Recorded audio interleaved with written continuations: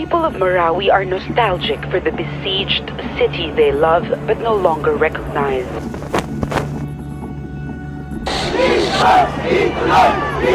Alam ninyo ang ginagawa ko ang lahat.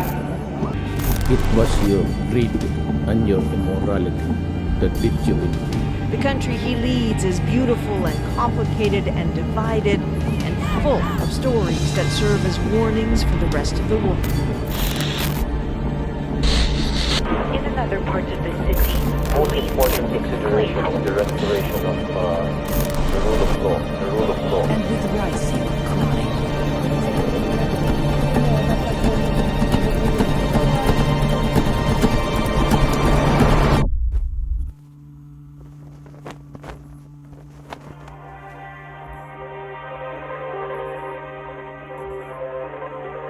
Ang bayan kong Pilipinas, lupain ng ginto't bulaklak, pag-ibig na sa kanyang panan, nag-alay ng ganda.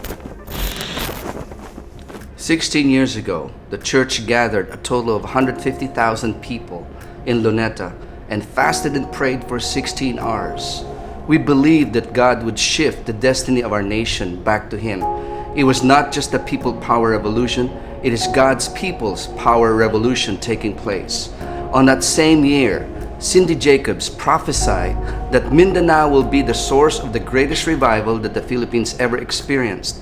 She said that the place where the insurrection had been the strongest, where it has been the bloodiest, we will have the greatest revival we will ever see. Is it possible that this is the time after 16 years that God is going to fulfill that prophetic word to bring revival to our nation through the places in Mindanao?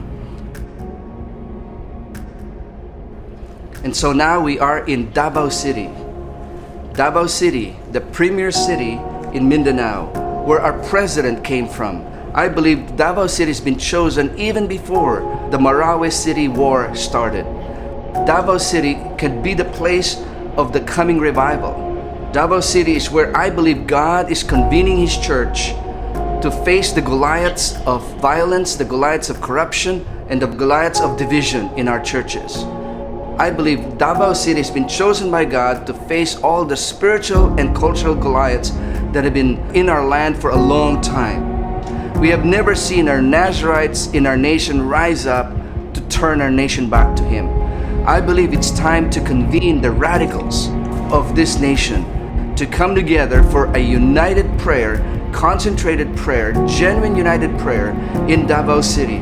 United prayer can break the strongholds of injustice and corruption in our land. United prayer can heal our nation. United prayer can release the destiny of our nation to become a missionary sending nation to the rest of the nations of the earth.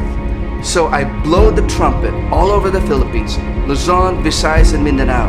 I even call for all those who joined us 16 years ago in Luneta, the 150,000 young people who came together in Luneta to fast and pray for the destiny of the country.